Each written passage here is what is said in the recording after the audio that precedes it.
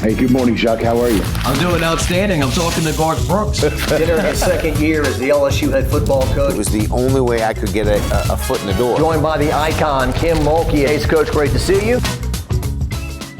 Blake Ruffino has quickly made a name for himself in sports media here in Louisiana and really is nationally known now. His podcast is called Are You Serious, right? That is, yeah. And thanks for coming down. Jock, great for having me. Thank you for having me. This is really fun. Yeah. Award-winning podcast yourself. Jock's Talk. Yeah. Well, thank you, man. We do our best here. We all do our best. And you've dropped some weight as well. You're looking lean and mean. Thank you. Yeah, about 120. 120 pounds, a supermodel. Wow. Yeah. Carnivore diet, believe it or not. So it's strictly meat. Yeah. Yeah, strictly meat. It was, I don't know, about a year and a half ago, I was like, I'm a little too big, you know. And I did a lot of research. And this guy, a friend of mine, he's a doctor. He's like, dude, have you tried the carnivore diet? And I'm like, no, I'm not going to do that. Well, I looked into it, and then I did it for like 6 weeks and dropped like 25 pounds. Yeah. And I'm like, oh, okay, let's do it. And this working out and count stepper on the wrist. Well, for a good Italian like this guy to stay away from the pasta and the bread, that's that might have been challenging in the beginning. Every Sunday, my wife, her mother, cooks spaghetti, kind of like how my grandma would make it, the sweet red sauce. Oh. And I'm like, we got to get away from here. So I just eat the meatballs and the roast and try to stay away from it. But I felt like when I went into it, I was like, I'm going to really do this. And it's been great. It's been really fun, the last year and 6 months. I'm sure you're sleeping better, you feel better, you're breathing less heavy, all those things, right? No doubt. And then, the Stairmaster is a big thing, too. You got to go to your local Anytime Fitness. I'm like Don McKinley, what Brian Kelly said yesterday. They ran out of squat for weights for me, too, so at the local Anytime. But, yeah, it's been really good. It's just, I feel a lot better, a lot healthier. Blood work came back pretty good a couple weeks ago, so good feel deal. Good about it. All right, Blake. So Blake's getting smaller, but his podcast and his social media network and everything is getting bigger. So I think I saw that you're 40,000 on Facebook. Yep. Your Twitter following is is it 50, 60,000? Yeah, right at like 40,000 too. So this started kind of as a supplement for your day job, so to speak, or a hobby. Right. And now it is what you do now. Yeah, 100% full-time. Last January, transitioning out of a full-time job was kind of what I wanted to do and do this full-time. But really, Jock, when AYS started, I was like, hey, I want to talk sports, just kind of a hobby in 2017. And didn't really do anything with it in the beginning. But I was listening to McEnroe, and he's like, are you serious? And it kind of just came to me, right? Or you cannot be serious. And I'm like, okay, let's do it, because I don't know if I am really serious, So 2019, 2020, during the national title run and then going into COVID when everybody's at home, I'm like, let's just start videos. And so we took it over there. So, left in last January. So over a year now, a year and 6 months, and been doing it full time. So it's been great. Yeah, well, it's on your hat there, AYS. Yes. And, it's a good title. Are You Serious? Straight to the point. You don't want something that's too long or, succinct. Is that the word? Yeah.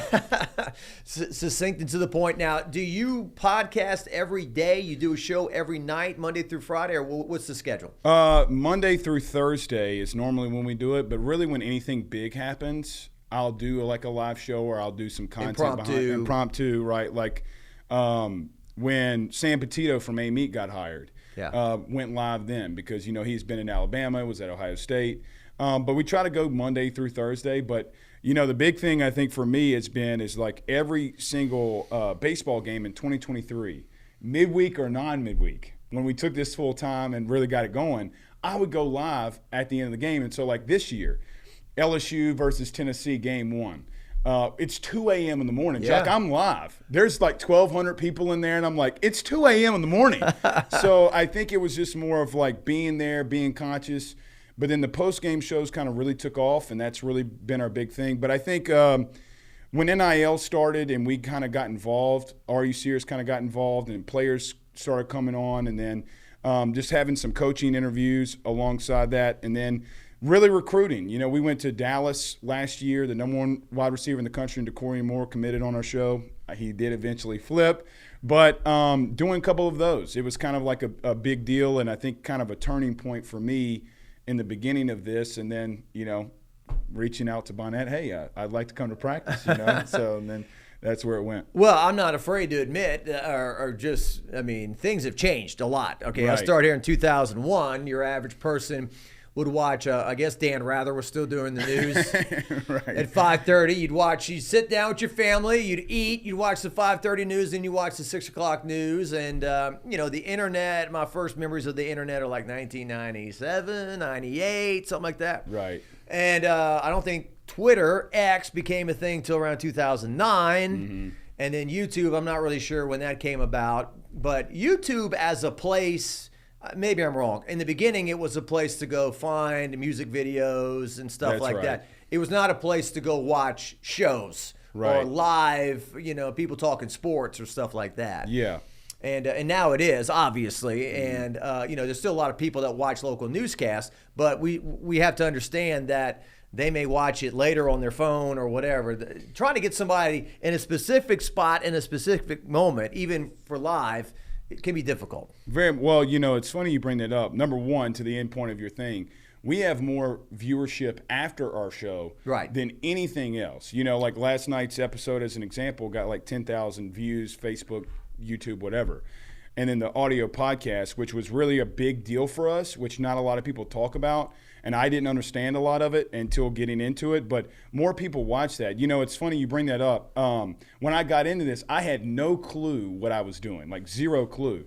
And then one day I actually, believe it or not, saw like Barstool going live on YouTube. Like, if they can do it from a basement, I can do it from somewhere. And then it just took off from there. But I really think, Jock, a couple of things too. The coming back after, and then YouTube did this feature where you could do the premium and you can have your phone closed and you could still listen. But the audio podcast and then YouTube was really where it took off. I know there was an article that came out last week of the Southeastern Conference, and podcasts that cover the Southeastern Conference or teams inside the Southeastern Conference, and we were in the top 10 from just audio listens.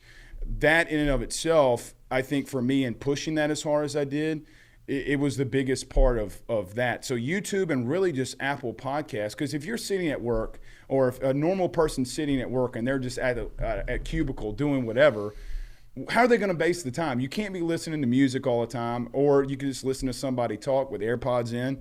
And that's really, post-COVID, when people started going back into work, audio and YouTube really shot up. And, don't forget to post an audio clip. I'm going to tell you that right now. People will start yelling at you on social media. So, but yeah, YouTube, I just saw Portnoy and Barstool do it once, and I'm like, well, how are they doing it? Yeah. And I think for me, it was like, I got a camera. I don't think guys that are coming to talk sports care about how I look. There's no real, like, what do you care about this? And just really just trying to be as real as I can about, what I think and what I see, and then go from there. And you can use the language you'd like to use as well, and you can keep it real in that regard. Very real. You have to keep it, whiskey and wine. We know about that. Yes, I don't go that far. I love them, but I don't really go that far. You don't have an inflatable Arkansas hog? No, I don't. But you can keep it real. You can say what's on your mind. I remember I got fussed at here years ago. I said snot on the air. Oh. And the news director at the time, who I owe everything to, she hired me, but she said, "Kiddo, you can't say snot on the air. It's disgusting." Right. So, but no, there's that aspect of it as well, and there is that. Okay, be entertaining, but I don't want to take it too far where someone's gonna, I don't know, quote something you said or circle back to it or whatever. I mean, but that's going to happen regardless, right? Right. You're talking. If you want my opinion, you want me to be entertaining, I'm going to give it to you. And if I'm right, I'm right. And if I'm wrong, whatever. Mm-hmm. You just got to stay away from this guy's going to get fired and he doesn't, or this guy's going to get hired and he doesn't, those type of things. But opinions about what's going to happen, I think that's a different ball of wax. Well, and I think when you talk about being more real, it's like during both national title runs in baseball, there was I'm sure you saw this, but even last year, like the whole Jay Johnson is equivalent to Ed Orgeron wins a national title. And I'm like going out there like, what are we doing? You know, like what are we actually doing? You lost a midweek game. Bear Jones was at third base. Calm down. But the realness, I think, in podcasting is a real deal. Like, for example, my son Ben will come into the show like in the early days, and he's like 3 or 4, and we were renovating the studio during Hurricane Ida, and I didn't have a lock on my door. So he would just barge in and go, "Daddy, I need apple juice." And I think that the realness of like, this is just a guy. Like, this is just a dude. Like, he's just coming out here giving basic opinions of being real. And yes, I do have 4-letter words that start with the letter S that I say a lot on there, but not not snot. I'll just say that, you know. But just the realness, you know, and then being there. And, Chuck, I think the biggest thing that I hadn't said, or just in general, consistency. You know, like being there 5-6 days a week has been a big deal in reference to doing this. So just being there and being real, and then having a son, and then having an audience, I guess, see you have a second child was kind of interesting. During the Bama week in 2022 when LSU beat Bama, it's like I can't be there until Saturday because we're coming home from the hospital, and then the game's starting. I'm like, baby, we just beat Bama. I got to go live. She's like, go do your thing, you know? So it's just been being real, and I think people just, hey, if you want the real, they come to us. That's how I feel that we've tried to build it, and hopefully that's what people think about it. What a week for you. Birth of a child and Jaden Daniels to Mason Taylor to win the game. I know. What a crazy week. Very crazy week. And I was like, so, you know, LSU's had problems with season openers. I was like, can we schedule around like having a baby same week, LSU Clemson? I think we missed that deadline, you know, but I think my wife's like, no, we're going to hold off for now. That's funny. But hey, how about this? Every time we've had a child, a national championship has come up in baseball. Oh, well, there's the answer right there. I mean, Ruffino's. Putting a lot on your wife. She's like, no, LSU's not going to win another one. So it's going to take a lot out of her to get the next one, right? Yeah. National championship. But back to language real quick. I mean, I remember watching Ghostbusters as a kid, all right? Mm-hmm. There's a certain scene, I don't know exactly what happens, but Bill Murray says something like, holy, or whatever, and it's hilarious, right? But if you're like a comedian and every other word, or you're just pounding me with profanity, it's like, come on, man, you're not doing your job, you know. But right. if you place it correctly and you're making a point, I think it works. I forget the game. I think it was in 2021 when LSU lost to Auburn, the Bo Nix game, if you remember. Yeah, when he looked like a Heisman guy that night. Looked like a Heisman guy that night. Ran all around. And so I'll never forget this. I went live after the game, and I said a 4-letter explicit. It starts with the letter F, you know, and I'm like, what in the bleep is going on? Like, can we just be real for a minute? And you let Bo Nix and Brian Harsin come into Tiger Stadium and win. Like, what are we doing? And I think even for Ed at that point, you know, in 2021, it's like, hey, man, this might not be reversible. And obviously a couple weeks later, it wasn't. Yeah. But it was just then, you know, I remember that live show kind of got a little taken out of context, you know, to your point. But me using profanity in the very beginning, they were like, oh, this dude's mad. I'm like, yeah, I'm mad, but I'm mad because we lost the game, and Bo Nix, I think, broke like 20 tackles that night, Jock. I mean, I'm like, I remember it well. You know, what are we doing? And I'm screaming like, what are we doing? Like, you cannot be serious, pun intended, that this is happening right now. And YouTube is really good, in my opinion, with language in reference to, they're not going to hit you for a couple of words. Now, you go out there and go full Jason Brown from what was the TV show on Netflix, To It or whatever it was. I'm sorry, I can't help you there. Yeah, but Jason Brown when it's bleep, bleep, bleep, bleep, bleep, bleep. And you're like, no, people don't want to hear that. Because the biggest thing, Jock, that I notice is people will put like the YouTube thing on their TV. And so they're watching a post game.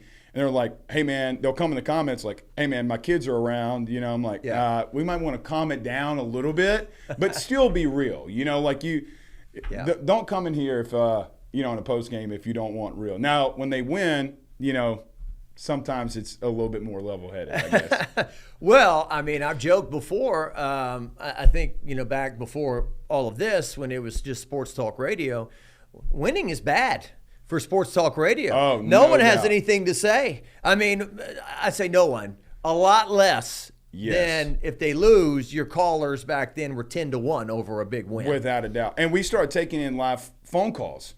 You know, when I was a kid, I remember there being like leaving a game or leaving a Saints game and then listening to Bobby and them taking live phone calls. So you're 35. You don't go back to Buddy D. I do not. Hello, sir. No, I don't. But I do go back to Bobby. Yeah. And we started taking in live phone calls. You would only imagine. We might start making clips of it. You know, just like funny clips of call-ins and people like. So we lost to USC last year and in the opener. Boy, I don't, that one kind of went a little viral about how mad people were. But, Jock, for me, it let me understand where we as a fan base were. You know, I feel like for us, at least for me, I probably should only speak for me, I feel like I can be in my own bubble about where things are, you know? Mm-hmm. And a fan can be irrational. I mean, fans can be very irrational. They've been drinking. They've been drinking. And listen, that's a great thing for YouTube. Like, they can call in and kind of say what they want. Now, if it gets a little out of hand, our producers, like, cut it off, whatever. It doesn't really get that far, but you get a pretty good pulse about, like, hey, man, this is where it is. This is where it's at. And then we started doing that and making clips like, hey, if you're going to call in and you say something stupid, Blake's going to clip you on it and you're going to be in trouble. But I think that whole thing has been really interesting. You're going to find out where people stand. You know, last time we did it, Jock and did call-ins, middle of February, and people are already talking about, can Brian Kelly beat Clemson? And I'm like, I mean, it already started then, and then now we're 30 days away from that happening. Yeah, well, and then another guy is this Hold the Mayo, Devin Snow. Yeah. He's created a deal where, I mean, this is the new generation, right? Like you said, like when you leave a Saints game, WWL radio, listen to Bobby, Hokie Gajon, rest his soul, he was doing that stuff. Right. But now you got this guy who's taking phone calls and doing a post-game show and everything, and it gets who's the guy? Hey, I'm alive. Yeah, that guy, I'm alive. Yeah. So they curse a lot. Yeah. Well, even to that point, I think the Derek Carr. Oh yeah. The Derek Carr video that they had. I mean, but that's what it gets. And then, Jock, here's the thing too. People kind of want to be heard. Like everybody wants to be heard. So when we're clipping these videos and like people are calling in, they want to. So many people call in and be like, hey man, I watched a replay of me talking last week. Remember? And I'm like, no, like I don't. But anyway, people want to be heard in reference to it, and that's why I think like our show does that well on those things. And Devin Snow, but Hold the Mayo. It's gotten pretty big for him too. All right, I promise we will talk about LSU football. This might be a good time to transition into that. Right. But so. Okay, let's start wide and maybe come in tighter to some other topics. So I'm a guy that grew up in the 90s on Curly Hallman, who went 16-28 and had 8 losing seasons in 11 years. So when I get stopped at the gym or the gas station or whatever and somebody goes, are we going to get rid of Brian Kelly this year if he doesn't win? There's a part of me that says the guy's 29-11.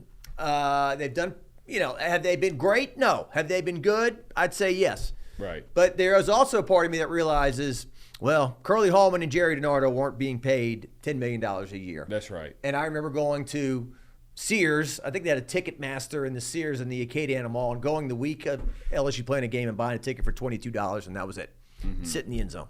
No TAF fee, no parking fee, no fee because we can fee, like Ticketmaster or whatever. So it was Ticketmaster back then, but I don't think they had any fees in the 90s or whatever. Right. So, okay, so there's that dance, right, between, okay, are we spoiled and ridiculous to an extent, or, hey, this is LSU and you're squeezing a lot out of me and we should be one of the best, the 12 best teams in America and make the playoff. I think that's a reasonable expectation. 12 teams make the playoff. LSU should be one of them. I fully agree there. I think there are a couple of things, if we're talking a wide spectrum of situations for me. Number one, I think we need to go back to 2021, 2022 at the end of it. Brian Kelly had 39 scholarship players, okay? So he had to go in the portal and get a ridiculous amount of human beings to come on his team. You go and get a guy named Jaden Daniels. I wonder how he did. But you get to a place where the question becomes, you had 39 guys on your roster. I remember you posting a photo of, hey, this is the team right now. And then you go into spring and then it's finally full what was it, the Lawton Room or wherever they were, and I'm thinking to myself, like, man, this is going to be quite a rebuild. Well, you win the West in 2022. I think a little bit to an extent overachieving at the highest level. I mean, you beat Bama, you do lose to Florida State and A&M that whole season. But, Chuck, my question becomes in reference to Brian Kelly. Defensively, it was a lot more difficult to rebuild in what they needed to do, especially up front. LSU specifically, defensively, in every SEC loss under Brian Kelly, they're allowing 250 rushing yards per game. You're not going to a playoff under that. But what did they do in the last season that kind of got a little, I don't want to say pushed on the back burner because Garrett's coming back and all these different portal additions. Go look at their defensive tackle room. Now, you could talk about Kyle Williams. You can talk about all these things. They went and replenished that. The question starts becoming in a new era with NIL, portal, collectives can be here. Now collectives can't be here. And then today they bring out that the collectives can be here. No one really knows what's going on. My thing is, if you would have told me in the first 3 seasons Brian Kelly would win 29, 30 games, you'd be like, okay, well, considering where they're from and where they were starting at to where they're going, what is the realistic nature of this?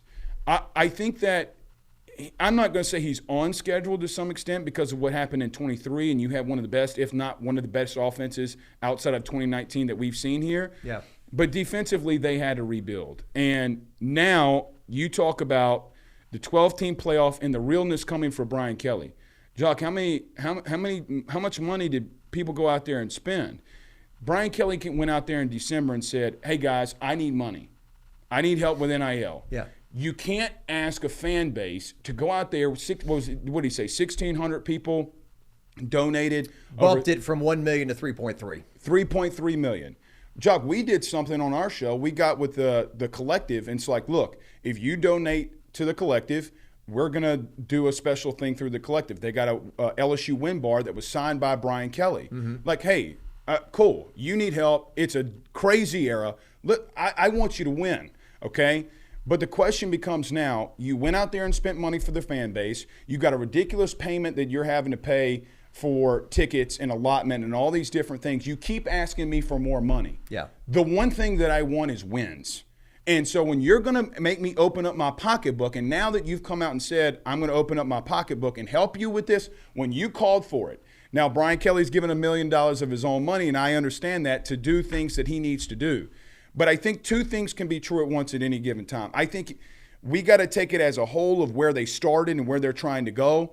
But you went out there in December, said, see you in the national championship game. I need more money, and we're going to get the best players. All right, sounds good. Well, then my expectations based off of what happened in 2003, 2007, 2019, all before NIL, if I'm going to give you that money, you better go out there and win. I don't think anybody's asking to win a national title. I think what they're asking is, can you consistently be one of the 12 best teams, to your point? Right.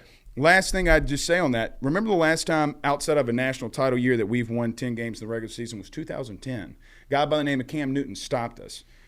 You got to get to that mark. You got to find a way. And I think that Brian Kelly's Clemson comments, we walked through the weight room yesterday during practice to get outside. It's 1-0 everywhere. You got to get there because in the SEC and everything that's going on, it's going to be a gauntlet again. You face arguably the best schedule from a quarterback perspective in the league. So I think a lot of things can be true. I'm not in the camp to end this. I'm not in the camp to say, oh, he's on his way out. Chuck, I think last year might be a floor in some regards. Mm-hmm. You know, if that's your floor, then what's your ceiling? Could you beat USC with this team that you have now? Can you beat some of these other teams? I guess we're going to find out. Well, to your point, I think the best job he did was his first year. Right. Because they obviously went to the SEC championship game, and they haven't done that in the next 2 years after that. Will Wade had a saying, dig up or dig out some victories. We had to dig – that first team he had. So they lose to Florida State right on the extra – aren't they losing to Mississippi State 17-0? Come back and win. Armani Goodwin game. Yeah. If you remember. Aren't they losing to Auburn 17-0? They are. On the road, come back and win. Yep. I mean, there were so many games. They won pretty much every close game to get them to that 10 wins that they got when they beat the Purdue JV. JV is coming up in Death Valley JV. He said that recently, which I don't have a problem with. Whatever. Yeah. He's talking to a group of people. He's trying to. He's gonna. Well, he was boring. He didn't say anything. He's trying to get the crowd going a little bit. Right. I'm sure if LSU loses, the first tweet Clemson will have is, "How about that JV stadium?" Whatever. Right. Whatever. It doesn't matter to me. But yeah, the first year, I mean, his biggest win to date is the Alabama game that you referenced at home in 22. And they haven't won that game, They've won the games they're supposed to win for the most part, except for A&M's punched them in the mouth a couple times when they were supposed to win. But they've beaten the Arkansas, they've beaten the Auburns, but they have not, this Clemson game, this first game of the year, this Daytona 500, I like to call it. Right. They have not risen up and won this type of game. Right. So they're going to have to do something different, obviously, this time around to do that. And, like you said, 23, they've got this amazing offense. The defense pulls them underwater because they stink so bad. Last year, you knew it. We said it. We said, well, the offense probably won't be as good, but the defense won't be as bad. And that's exactly kind of what happened. But it's his worst year. They were 8-4 in the regular season. They had the 3-game losing streak. So I'm just rambling here. But first game, this Clemson game, what could be frustrating, Blake Ruffino, is that they could be a very good team and still start 0-1 because this is a rough spot to start. Well, and look, Clemson returning as a playoff team from last year. Now, they went 0-3 against the SEC a season ago, losing to Texas, losing to Clemson, losing to Georgia in week 1. But they're bringing back everybody. They have arguably in the ACC the 3 most talented wide receivers. T.J. Parker, the edge, had 20 tackles for a loss last season. Peter Woods is one of the most disruptive defensive tackles in the country. Oh, by the way, you have arguably the best middle linebacker in the country in Sammy Brown. That's all without saying that Cade Klubnik is returning as a quarterback for a 3rd year. A lot of people have Garrett and Cade as the 2 Heisman frontrunners for whatever that's worth. But, Jock, you're on the road. And I feel like every time that we've gone on the road in these big situations, to your point, LSU under Brian Kelly hasn't come through. A&M twice. I'm probably drawing a blank. Ole Miss in 2023. Alabama 23. I mean, you haven't been able to go on the road and get that win. You talked about there doing something different. Maybe it's prisoner of the moment vibes from me right now. I don't remember BK being this intense. I don't. Not in the sense of being this intense of, Jock, we've been in that facility more than I think he's allowed us there. They got 1-0 everywhere. And I think that for him it is, listen, I don't think the Rotary Club thing had anything to do with Clemson or the JV. I don't think it had anything to do with anything other than, hey, to U85 that's on this team, we're playing a playoff team week 1 and we got to go in there and win. And it's going to be a dogfight and it's going to be a battle. So getting that and learning that every day has been a thing. But, Jock, I mean, you could be 1-0. And here's the thing. The quarterbacks that you face in the SEC after that, Lenore Sellers, DJ Lagway, what is John Mateer at Oklahoma? I mean, those are just – what is Austin Simmons? What is Marcel Reed? That's the thing where you look at the schedule and you can make the argument right now that and you don't play Georgia and Texas, by the way, but from a quarterback perspective, you might have one of the toughest quarterback schedules. And, Jock, when you have great quarterback play, those teams are going to beat you. Somebody's going to find a way to beat you. It's a tough place to be in if you don't go 1-0. Well, and your offensive line is the biggest question mark on the team, and your first game of the year is going to be in a hostile stadium where you can't hear yourself think. And to your point, they've got defensive monsters over there. So that, just plays all into this discussion about this first game. And to the fan out there that's mad, why are we playing this game? Damn it, Verge Osbury, whatever. It's Verge's fault. Yeah, well, here's the deal. Didn't I hear a lot of, I hate these neutral site games. Quit taking these big games out of Tiger Stadium. Like I went on to in the late 80s. I went and saw A&M when they weren't in the SEC, Florida State, Miami, Ohio State. Well, Clemson ain't coming here if you ain't going there, right? You have to scratch each other's back. And so these things get set up in advance. They're not like baseball schedules that get set up 6 months before or whatever. Right. So that's what they try to do. Okay, they're going to come here next year, right? Or is it when is Clemson coming? Yeah, they come here next year, yeah. Yeah, so I just have this feeling. I mean, I don't hope it doesn't happen, but is it going to be 10:30 at night on August the 30th, and everyone's going to be griping about why we're playing Clemson in the first game if you're 0-1? But let's think positive, Blake. Let's go in there and win this thing. Well, what's crazy is, Jock, if you think of 2019, what did that team do? Play Georgia Southern first. Then went to Texas. And then went to Texas. Yeah. I know it's not week one, that 2011 team, what did they do? They played Oregon. That's probably the biggest opener, I think, in the last whatever. They were both in the top 5. Both in the top 5, probably going to have that again, maybe some believe. And then they went on the road, if you remember, against West Virginia. That same year. That same year. Yeah. I remember having Brandon Taylor on the show, and I asked him, I'm like, well, first off, that stadium seemed like it was rocking. He goes, I'm screaming at Mo Claiborne. He's not looking at me. And he's like, it was crazy. But the intensity that I asked Brandon, it's something interesting that he said in that interview, or it's just having a conversation, was that whole year against Oregon, Tommy Moffitt in the weight room put 1-0.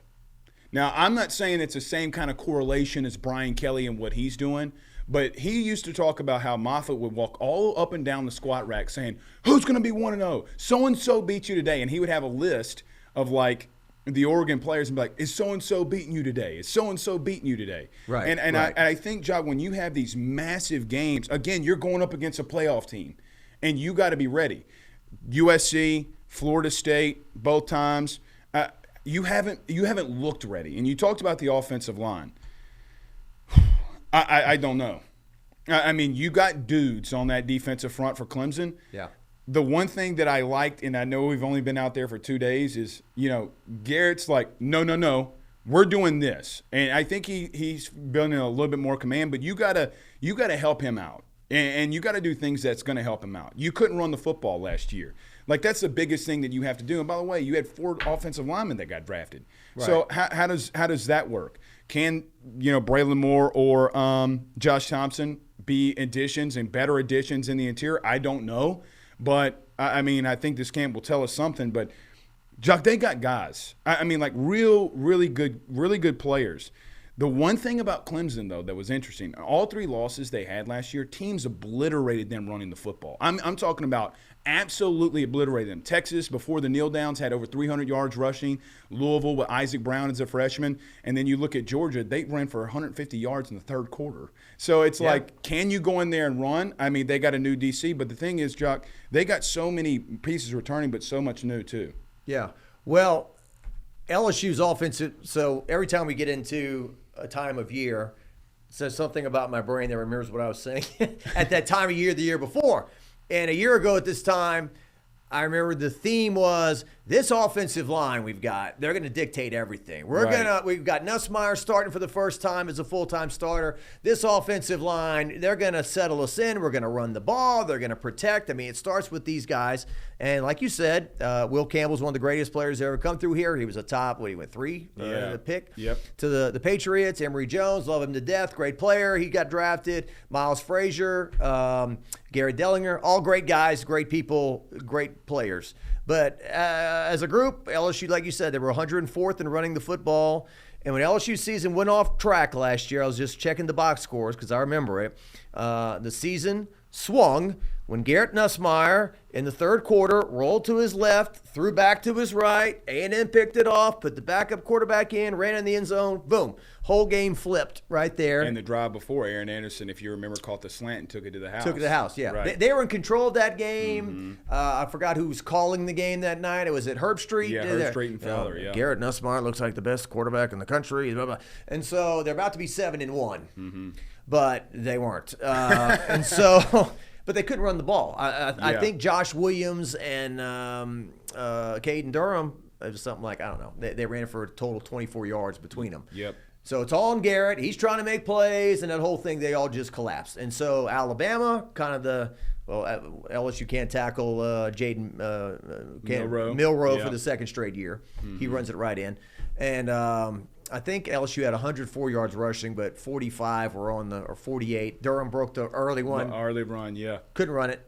Mm-hmm. And so I think Nussmeier throws a pick in the end zone right in the third quarter. They're about to score, and he throws a pick. And then the Florida game, Blake, to just relive these great memories, they actually ran the ball pretty well that day But they only threw 1 touchdown, and Nuss was sacked 7 times in the game. They sacked him 7 times. Mm-hmm.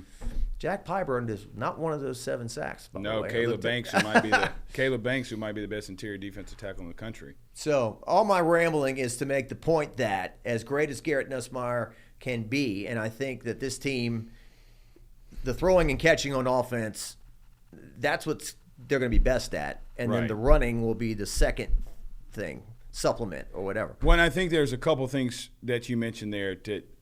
Think about 2023. Stay with me here. You talk about being 104th in rushing. You know, in 2023, the secondary in passing yards allowed was 108. I know it's a different number, but that's how bad it was. The defense was 108th in the country in stopping the pass. And stopping the pass in 2023. If I would have told you, hey, your rushing attack's going to be 104, how much did Jaden Daniels cover up in your run game? Oh, yeah. Like, you know, and that's a whole different thing. But Blake, in 2023, sorry to interrupt, they go 9-3 without Jaden Daniels. I can see a scenario they're 5-7. Oh, I'm with you. Because he won so many games. I'm with you. There's no coaching that can say, hey, I'm going to drop back to throw. Now I'm going to run 70 yards. I mean, that's Jaden Daniels. That's his God-given ability. I mean, Florida. Think about the Florida game. Yeah. I mean, his jersey, helmet, and cleats are in the Hall of Fame, you know. But they got to help him out. And another thing to that about the run game, Steve Sarkisian in Texas couldn't run the ball against Ohio State. So one of the best offensive coordinators in the country, what did he do? I'm going to throw the ball out of the backfield. We're going to get 6 yards and get down. Oh, you want to stack the box? I'm going to keep throwing it on you. I'm not trying to take a shot at Joe Sloan or anything like that. But I think there was a couple of things, too. Like you talked about the Florida game. Brian Kelly had to get involved in offensive play calling. Mm-hmm. And my question is, how can you as a head coach get involved in offensive play calling with the same OC and walk that back in week 1 against Clemson on the road against what is a playoff team? Does Alex Atkins get involved in this run game? Have they figured that out? But, Chuck, they're not going to go anywhere if they can't run the ball. Look at the last, let's just say, not even national title winners, but teams that played for a national title. What did they all have in common? They were top 25 in rushing, every one of them. So when you look at all of those metrics, being able to stop the run and being able to run the football, funny how football can just be simple in a crazy time. It's still the same thing that goes on every single time. Yeah. That has got to change. But they also, I thought last year, and rest in peace to Kyron Lacey and C.J. Daniels, they had 2 of the same receivers on the outside. Chris Hilton going down was a big deal. Teams literally were saying, hey, you're not going to go deep on us and complete it. And then Garrett, had 9 turnovers in the month of October.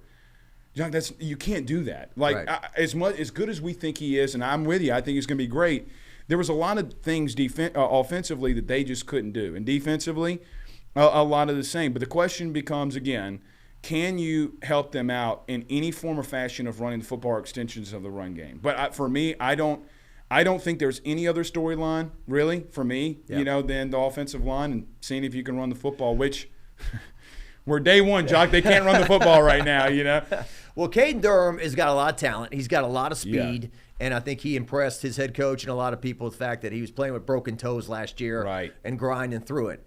Now, as I was talking to Moscona at SEC Media Days, I need some Fournette in there, or I need some Jeremy Hill. I need some power. We know who the guy is. He wears number 28, and he weighs 235 pounds. So Caleb Jackson, what can we get out of Caleb Jackson? Because last year, I think he ran for 150 yards and 0 touchdowns after his first year. He had 4 touchdowns, and he trucked the guy at Mississippi State. This guy's going to win the Heisman. So, it's like the basketball player who rises up and he slams it down for a dunk, and it's a highlight on SportsCenter, and then, what's he doing the rest of the time? Right. So, Caleb, can we get him on the field? Can we get him productive? Yeah, I think that you can. And listen, to your point about Caden Durham, go watch that South Carolina game again. Remember, LSU 17-0, right? They were losing 17-0, but then Caden Durham out of nowhere, and literally out of nowhere has the 2 rushing touchdowns, and you're like, holy crap, we can run the ball. Yeah. And so then the very next week against South Alabama in the end zone, he breaks some toes. And you're like, oh, God, what's going to happen here?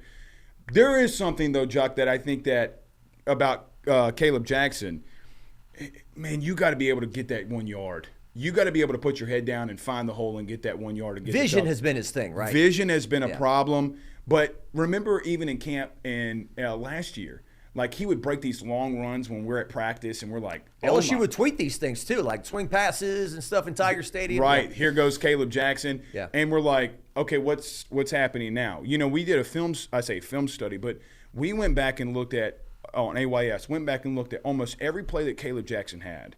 He missed the hole every time. The right hole that he needs to go into. Yeah. It's not that he doesn't have burst. It's not that he's not athletic.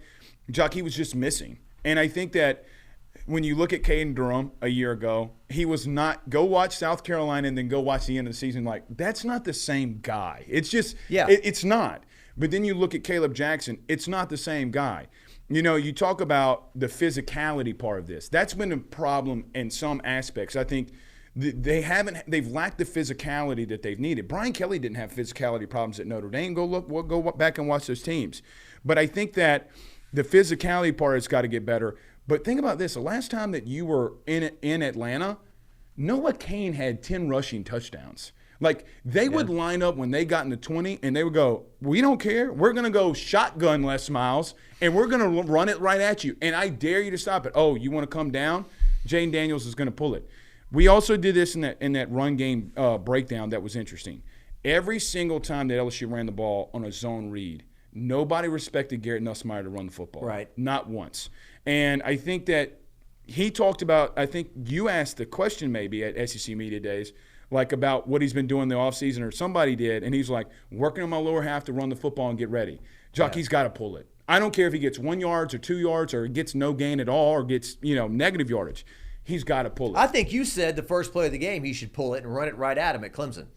That kind of went a little viral, But the mentality part of that is what I'm talking about. Yeah. You got to get the pressure off of you, because if the defensive end on a zone read crashes down and he's going after the running back and you pull it and get 7, Chuck, he's not going to do it anymore. Okay, I don't care what go out there and get some things off of you. Run right at TJ Parker. Well, to your point, I think the last 2 season openers, LSU has driven the ball to the opponent's 1 yard line and not gotten it in, or at least inside the 5 yard line. They did it against Florida State and Orlando, didn't score, and then they did it last year against USC in Vegas and did not score. So let's not make it 3 in a row in that regard. Can we defer? Can we just defer to the second? I know BK likes getting the ball first. Let's just change something up and see what happens, Yeah.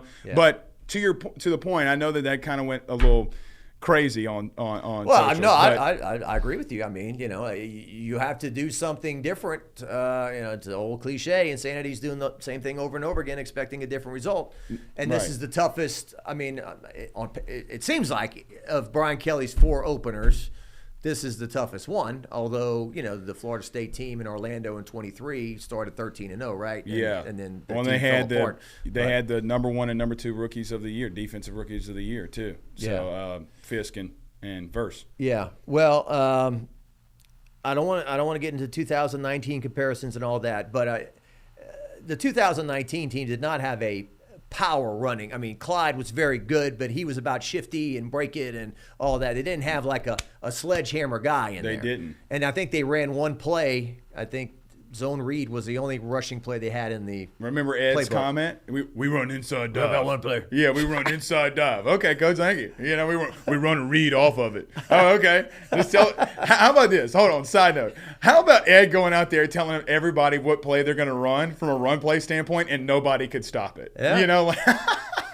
That's how you know you're good. There's this old movie like in the 70s my dad used to watch called Billy Jack, and there's a line in the movie where something like, I'm going to put my right foot on your left cheek and there's nothing you can do about it. Oh, yeah. And he does it, and so kind of the same thing. This is what we're going to do, and here we come. But to the point of that, think of Bama in that year. I know the comparison. Brad Nessler says, that might be a Heisman moment right there. What did Burrow do? Jock, the defensive end for Bama that entire game continued to crash down on Clyde. Remember, Clyde hit a spin move on one of them, got into the end zone. They kept doing it every single time. What did Joe do to ice the game? He pulled it. Yeah. If you want to over pursue, you got to you got to do that. So again, there's a lot of things they can do in the running game, but Jock, what do you do with Harlan Berry? What do you do with Caleb Jackson? What do you do with Caden Durham? They got to find a way to help number 13, which maybe even number 18, if we're going to look at that. Maybe it's him. We got that coming up. If it is him, you got to find ways to help him and take the pressure off of his shoulders. I felt like I saw a guy last year who thought he had to be and do too much. Just be you. If you're you, we're going to win. Yeah. Well, Matt Malk wore that 18 in 2003, right, when they won the title. So the deja vu would be nice in that regard. Wide receiver, they appear to be stacked, as you've, I think, alluded to. Chris Hilton has not played a lot. When he has played, he's always been a problem for the opposing team. We saw that late last year. Pair of bombs against Oklahoma and in the bowl game against Baylor. So hopefully he stays healthy because he looked amazing last camp. And then it's like he's hurt. He might play against USA, and then 8 weeks later he still hasn't played, or whatever it was, 7 to 8 weeks. Nick Anderson, he's an X factor, right? He's the biggest one they've got, right? 6'4". He's kind of the Michael Clayton build a little bit. But Barry and Brown, the first day we were there, got deep, a lot of speed. Yeah. I think Moscona said it was coaching malpractice by Stoops in Kentucky, that they couldn't get this guy more yardage or get him involved because he's got talent. Let's see who else we got. Anderson. I mean, talk about comeback player of the year last year. What he did. I mean, I go back and look at the highlights. I'm, every big passing play seems to be this guy. Kyron Lacey, God rest his soul, caught the Ole Miss winning touchdown, but he's back, Anderson. So and then you put a Trades Green in there, and I love this Bauer Sharp. He's going to bring, he's tough. Yeah, he's really. Jock, I can make the argument right now with anybody. I feel like that they have the deepest wide receiver room in the country. I definitely in the SEC. Yeah. The problem we talked about earlier that goes into it now. God bless, put Chris Hilton in bubble wrap if we got to. But I mean, what are you going to do with Barry on? And then what they've done so far.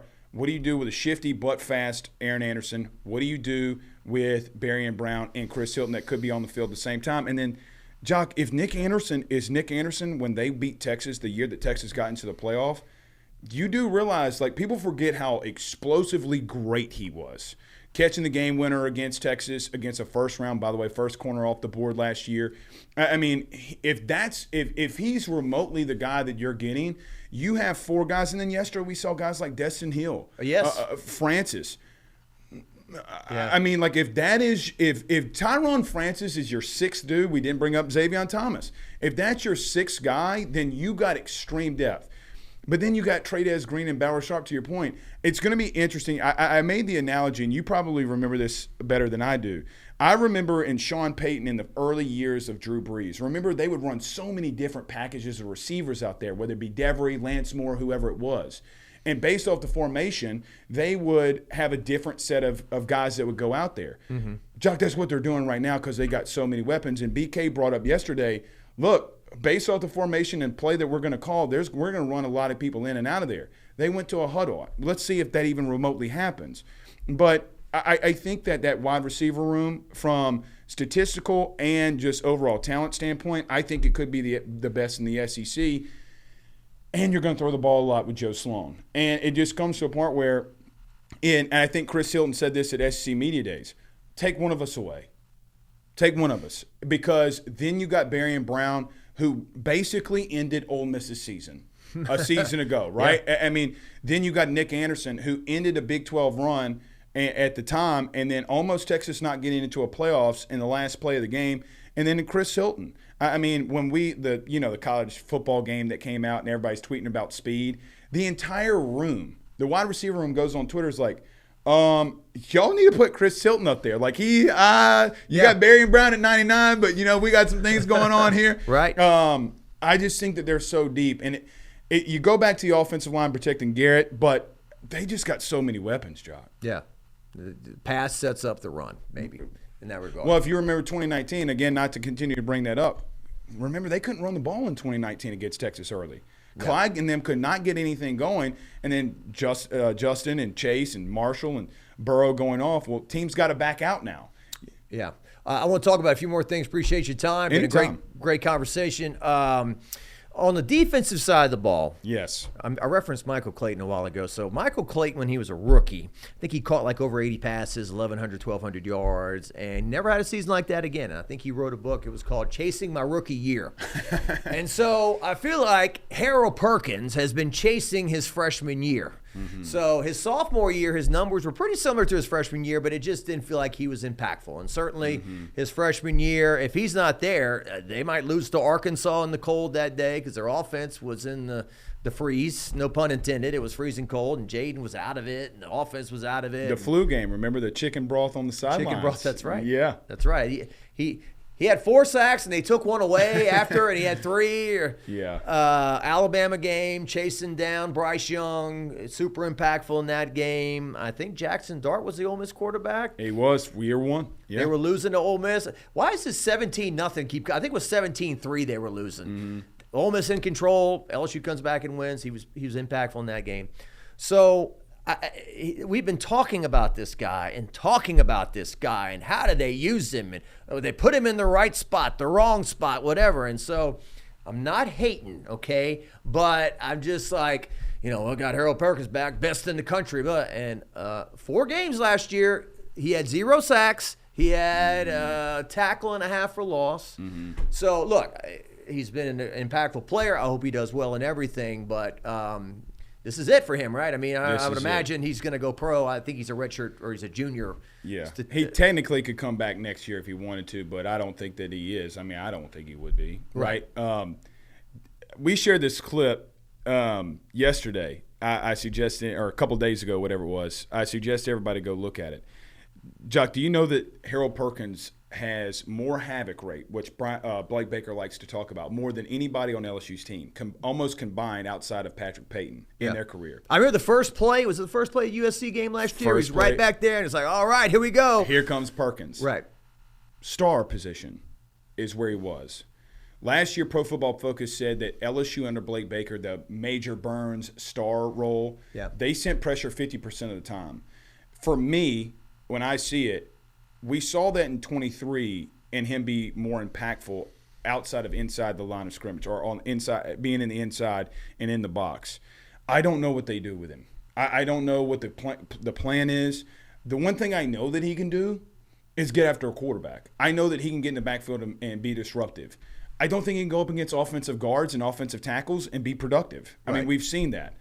Now when he's rushing the passer, if he's got to go up against running backs, tight ends, can he be more productive? Yesterday and even today, he's almost blocking a punt. I mean, he's a freakish athlete. The question is he a positionless player? And what do you do there? Do you bring him in on third downs? Do you do special things with him? I don't know. But, Jock, I think that the best thing that he does, let's just get back to it and see what he can do. But coming off a major knee injury. Major knee injury. I thought, though, maybe I'm just, again, prisoner of the moment, but I thought he looked good. Yeah. I think he looks good. They bounce back from those things much. Obviously technology and health and everything is no doubt not what it was when Harvey Williams blew out his knee on the Tulane turf in 1987, right? Right. Well, not like Blake Ruffino in the patellar tendon graft. If I could get my knee up here, I'd show you. But, I just think that you saw him make so many big plays, and you want that to happen again. Yeah. But when your defense is so bad and you're not making any plays and you have a star like Perkins, pun intended, I guess, it's like, can somebody make a play? And it's not always on him, I feel like. But, Jock, I thought South Carolina, he didn't have a sack. He was the reason that Lenore Sellers turned the ball over twice. You go into USC, the 3 stops that you got on third down magically – all are because of him. He has a role. I don't know what the role is. Yeah. They got to figure it out. And listen, you're getting paid a lot of money to figure out what a special athlete can do. I think of the Isaiah Simmons, if you remember, from Clemson a couple of years ago. They moved him inside. They moved him outside. They moved him at safety. Can you find a role for him? But he's got to be very impactful for you to be There's good. some things that don't show up on paper is what you're telling me. And you referenced the Saints a while ago, different side of the ball, obviously, but they would say that about Reggie Bush. Like, wherever Reggie Bush goes, the defense has their eyes on him or whatever. No plays doubt. a factor in, things that don't show up statistically. Well, South Carolina, as an example, the play where, Lenore Sellers fumbles and Major Burns recovers, the entire offensive line is focusing in on number 7. Okay, well, what happened? Well, here comes Sage Ryan on a blitz. Here comes Braden Swinson. Why did Braden Swinson's pressure production go down after Harold Perkins left? Now, he got some big sacks, And after that, but why did it go down? The reason it went down is mainly due to the fact of that everybody was focusing in on number 7 to free everybody up. Now, I have been very bullish, as Brian Keller likes to say. Chuck, I think this edge room might be really good. I think Patrick Payton's really good. I love Pyburn. But the question becomes, Gabe Rutherford got another sack the other day. It comes down to, what do you do with 2 guys that can really get after the passer? If you send him and Patrick, I don't care what anybody tells me. Go pop in LSU Florida State. It wasn't Jared versus Will Campbell that will have some problems. Go back and watch Patrick Payton against you, and you tell me what you see. You got some production that can get after the passer, and look, it's the best thing that he does. It might not be the best thing for him in the NFL, but we need to win now. He was in the backfield a lot on day 1. Number 6 was in the backfield a lot when we could watch the entire practice that day. And I think that they have, when Kelly says it's the best roster we've had, I think it means it's the least amount of holes we have. Like, we don't have these gaping holes like we did. Look, in 2022, they hit on the portal. You know, they got guys that not only contributed, but they were good guys. They were likable. 23, they got a couple guys who were bad apples and they were bad apples and they didn't help. And so I think they've got they get 19 of the portal or something like that, or 18, 19, yeah. And I've enjoyed talking to all of them, the ones they brought from interviews. I know we're in an era now where it feels like we're buying players, and it's no longer about I can't wait to run out of the Tiger Stadium tunnel. And I grew up on Hodson the Fuller, the earthquake game, and Kevin Falk on the front cover of Sports Illustrated, and all those things. I started talking about this, and I with Moscona in Atlanta, I said, I'm going to sound old when I said a bunch of this stuff. I think I referenced Ricky Blanton, and he's just like, Jock, you are old. Or, you do sound old. And I said, yeah, I guess so. But you just hope that you don't lose, it's going to look the same, Blake. It's going to look, there's going to be a team. They're going to gather in the north end zone. They're going to have the LSU on the helmet, and they're going to run out of the tunnel, and everyone's going to cheer, and I love LSU football. That's going to look the same, but it's what is it? You like the sausage, but you don't want to hear about how the sausage is made. Right. Yeah. So and that's been a big thing of why people have hated college football over the last couple of years. I mean, like, Jock, how much was this really going on? Like to this level, but. You're up in that area with that Barber and all that talk was going on about how's Alabama getting these players and all that. Well, the main guy that was at Bama that got guys like Devonta Smith is now on LSU staff, and Sam Petito. Yeah, that's right. Yeah. Hopefully nobody in Tangy. Look, trust me, I've tried. as a resident of Tangipahoa Parish, I've tried. Puts a new spin on get a haircut and get a real job, right? It does. By the way, barbershop's still there if anybody wants to know. Yeah. I'm just, I just repeated some stuff from Tiger Droppings. I don't know anything about that. No, it's there. He drives a maroon Suburban, if anybody wonders. I covered 2 Heisman Trophy, well, 3 actually now, but it was so different. So Burrow wins it in 19 and cover that, and everybody around here can't get enough of it. It's like Tony Montana. You just give me more Joe Burrow. Right. Then the next year, there's a guy named Devonta Smith, right, who's from Louisiana actually, and everybody's like, I don't want to hear anything about this guy. He went to Alabama, whatever. And then I actually heard from his family, he's from Louisiana, and Joe Burrow's not, So yeah, I was like, I understand it and I don't. But I covered his Heisman, and it was during COVID. It was so quiet, Blake. It was the most, nobody said anything. It's like they were in church. We all had masks on, and but at the hall, the Amite City Hall. I think so. Yeah, I think so. Sure was. Yeah. What a player! What is he? Was $150, 160 pounds? What's funny about that? My mom taught him in 6th grade at Amite Westside. Is that right? Yeah. Devonta Lee. Remember Devonta Lee? Yeah, big guy. Yeah. Yeah. Was God bless him. Hope he's doing well. But they were on my mom's 6th grade class, and she remembered, like, he was big then, fast. Everybody wanted him.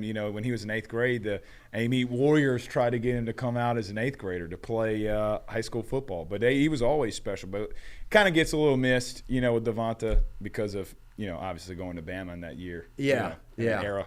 Well, and then he goes to Bama. But look, LSU had Terrence Marshall, right. Chase, Justin Jefferson. I mean, it's not like they were hurting at the position, right? At all. But he did come into Tiger Stadium in 2020 in an empty stadium in the middle of COVID and just roast them. Yeah, 270 yards, or 250 yards receiving, something crazy like that. They had 400-something yards in the first half. I enjoyed it. We'll do this again. Thank you, Blake Ruffino. Thank you for having us. Great discussion. Check him out. Plug your stuff. Where to find you? Yeah, AYS Sports, wherever you listen to podcasts. Go to Twitter. Tell your friends to follow us. And Ruffino and Joe Show. Me and my co-host Joe, we do a national college football show. You can go there too. Maybe one day you'll have so much money you'll actually own Ruffino's. You ever think of that? You know, I you know what I wanted to do? My brother wanted to do one time from our bachelor party. He wanted to go see if we could try to borrow the sign, you know, the Ruffino sign and put it up. But maybe we'll see. We'll see. Yeah. All right. Good deal. Well, keep working hard. Keep knocking it out. This is Jacques Talk. I'm Jacques Doucet. Thanks for stopping by. We'll see you later.